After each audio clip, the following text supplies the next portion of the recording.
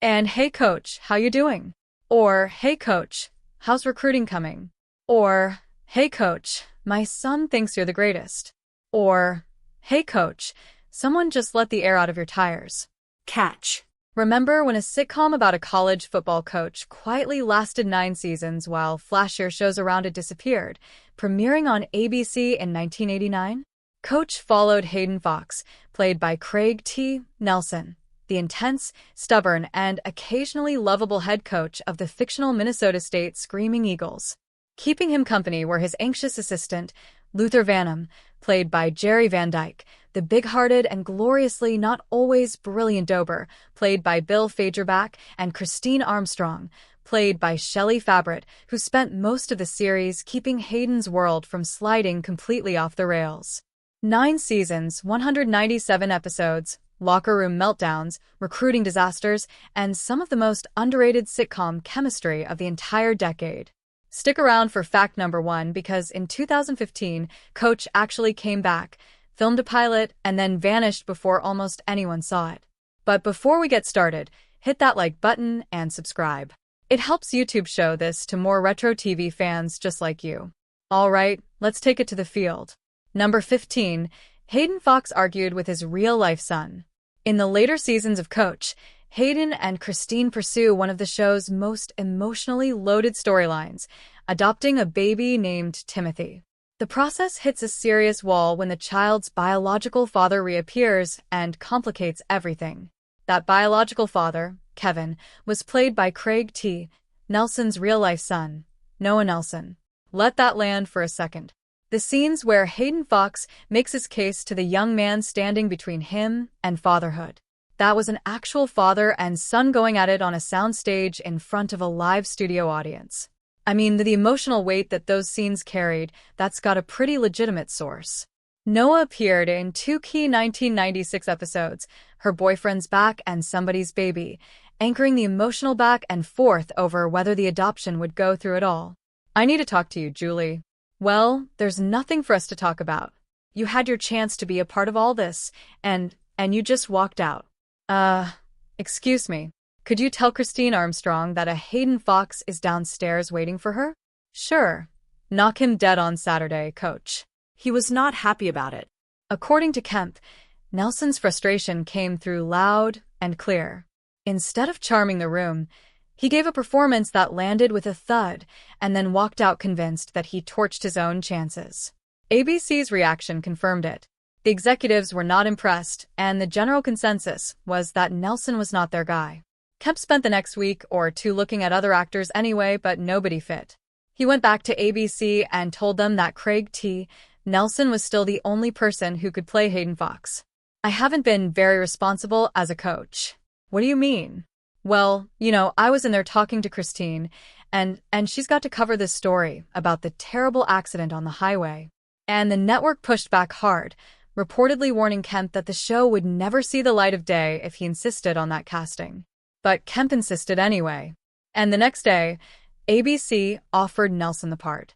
9 seasons, an Emmy for Outstanding Lead Actor in a Comedy Series in 1992, one of the most recognizable coaches in television history, and all of it built on an audition that the man walked out of certain that he'd already lost. It wasn't even his first time on the show. Noah had already made smaller appearances earlier in the series, once as a delivery boy, and once as a Minnesota State football player. Background roles, easy stuff. Then the writers handed him a storyline opposite his father and put real stakes on the table. Number 14, the Dick Van Dyke cameo you probably missed.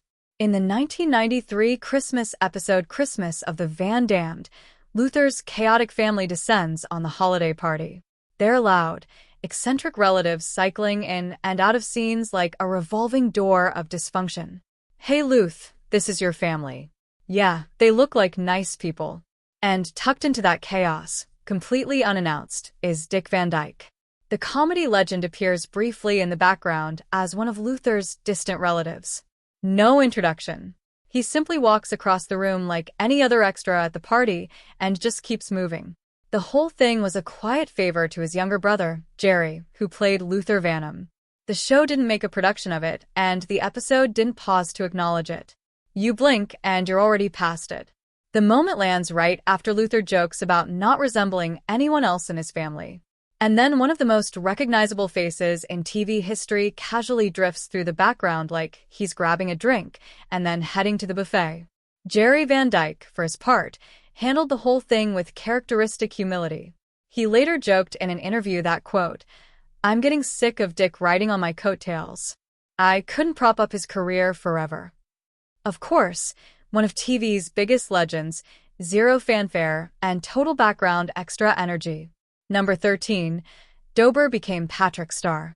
For 9 seasons, Bill Fagerbakke played Michael Dauber, the big, good-hearted assistant coach whose enthusiasm consistently outpaced his common sense. He was lovable, loyal, and reliably confused. "Oh, I'm sorry. It's okay. My knees are never where I think they are. Hey, Dub. How you doing?" Doing pretty good, Nick. The kind of guy you'd run through a wall for, even if he wasn't entirely sure which wall. Then Coach ended and Fagerbakke landed another role. A very pink one. When SpongeBob SquarePants premiered in 1999, Fagerbakke became the voice of Patrick Star, the rock-dwelling, blissfully dim best friend of SpongeBob and the undisputed king of not knowing what's going on at any given moment. Fagerbakke himself made the connection pretty quickly. In interviews, he admitted that he referred to Patrick during the early years of the show as Aquadabber, and that's pretty hard to argue with that assessment. Well, I like to think of Patrick as the friend every 7-year-old wants. And there's something kind of universal and broad about that. Both characters are enormous, endearing, just perpetually baffled, and permanently positioned next to someone smarter who quietly carries the weight of every situation. The resume, it basically wrote itself. Coach fans knew Fagerbakke as the loyal sideman on the sidelines. An entirely new generation grew up hearing that same voice drifting up from under a rock in Bikini Bottom. Dauber never really went away. He just traded the football field for the ocean floor. Number 12. Christine was once a 60s pop star. Shelley Fabares spent years on Coach playing Christine Armstrong, the sharp, composed news anchor who somehow kept Hayden Fox from completely unraveling on a weekly basis. "Well, I just didn't want you to think it was you this morning." "Oh, honey, I never think it's me." Patient, grounded, the adult in virtually every room she walked into. Most viewers had no idea that they were watching a former teen pop-up sensation. Before Coach, before Christine, before any of that, Fabares was topping the charts. Her 1962 single Johnny Angel climbed all the way to number 1 on the Billboard Hot 100 and camped there for 2 weeks. Over 1 million copies sold. Gold record, the whole thing. The song debuted on The Donna Reed Show, where Fabares played teenage daughter Mary Stone. It blew up almost immediately, transforming a sitcom actress barely out of her teens into a full-blown national music phenomenon. Hollywood noticed. Fabares went on to star opposite of Elvis Presley in 3 films, Girl Happy, Spin Out, and Clambake, being cast opposite of the biggest star in the world 3 different times. Well, that tells you exactly where her own star power stood. Then, decades later, she quietly walked onto Coach as Hayden's love interest. And most of the audience just saw a sensible news anchor keeping a football coach in line. The woman had a number 1 hit and 3 Elvis movies on her resume.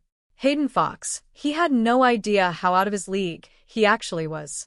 Number 11, a real football legend stole Hayden's recruit.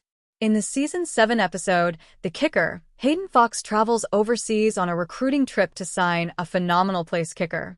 Classic college football strategy. Find the hidden talent, get there first, and then bring him home to Minnesota State. My name is Coach Hayden Fox of the Minnesota State Screaming Eagles, and these are my assistants. Hayden got there first, but Lou Holtz got there faster. The late, great Lou Holtz, legendary Notre Dame head coach and future Hall of Famer, shows up in the episode playing himself. And in true ruthless recruiting fashion, he'd already closed the deal. The kicker was signed. He was Notre Dame bound. Yeah, better luck next time, Hayden. What made this moment land especially hard was the timing. This wasn't some retired coach doing a nostalgia cameo. "Welcome to our family, son. We're glad to have you." "No, sorry, pal, but we really need a kicker." In 1995, when the episode aired, Holtz was actively on the Notre Dame sideline, winning games on national television every weekend. For football fans watching at home, the whole thing felt uncomfortably plausible.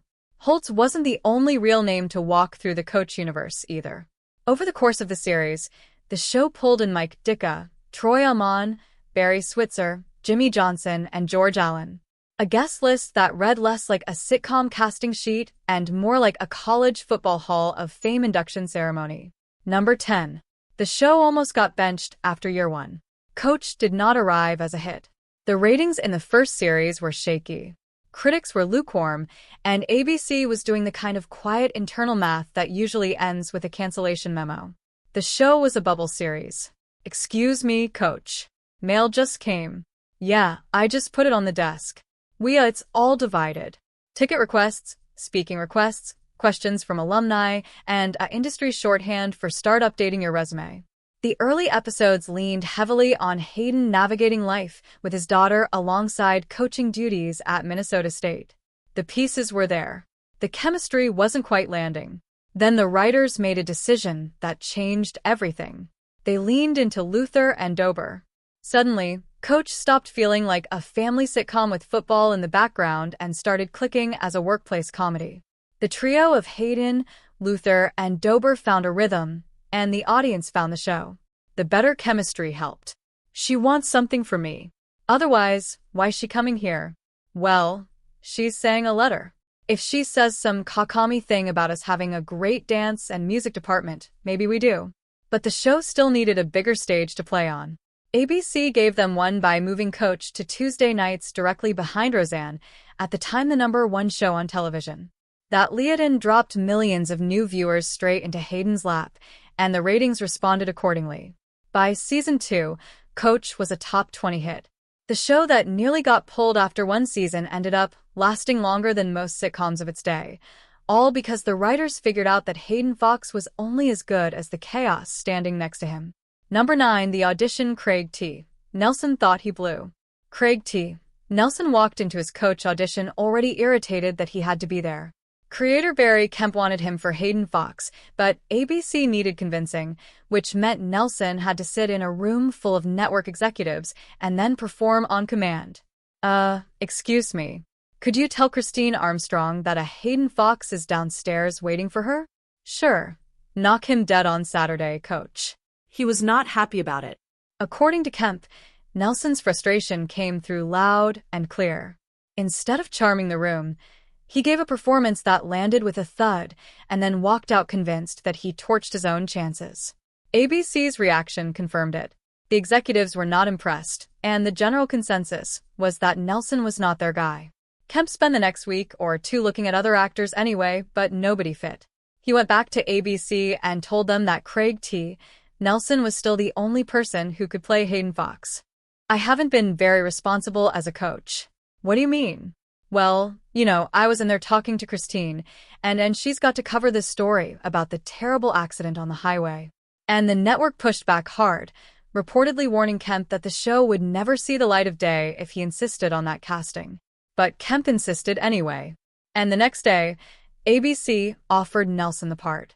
9 seasons, an Emmy for Outstanding Lead Actor in a Comedy Series in 1992, one of the most recognizable coaches in television history, and all of it built on an audition that the man walked out of certain that he'd already lost.